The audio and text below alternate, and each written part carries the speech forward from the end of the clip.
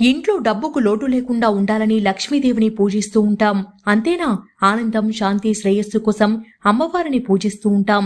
చాలా మందికి ఇంట్లో ఏ దిక్కులో దేవుళ్ల విగ్రహాలను ఇంట్లో మరో ప్రదేశంలో ఉంచాలన్నా భయపడుతూ ఉంటారు. అసలు లక్ష్మీదేవి ప్రతిమను కాని పటాన్ని కాని ఇంట్లో ఏ దిక్కులో ఉంచాలి? సరి అయిన దిక్కులో పెట్టకపోతే ప్రతికూలతలు వస్తాయా? లక్ష్మీ విగ్రహాన్ని సరియైన దిశా ప్రదేశంలో ఉంచకపోతే ప్రతికూల శక్తి వ్యాపిస్తుందట. దీంతో పాటు ఆరాధన కూడా అసంపూర్ణంగా మారే అవకాశం ఉందట.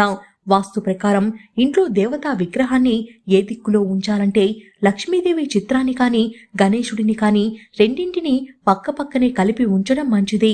కొందరు ఎడమవైపు గణేశుడితో లక్ష్మీదేవి చిత్రాన్ని ఉంచుతారు. కానీ లక్ష్మీదేవి వినాయకుని తల్లి కాబట్టి కుడివైపు మాత్రమే ఉంచాలి. వాస్తు ప్రకారం ఈశాన్య దిశలో వినాయకుడితో పాటు లక్ష్మీదేవిని ఉంచితే లక్ష్మీ అనుగ్రహం పుష్కలంగా ఉంటుంది.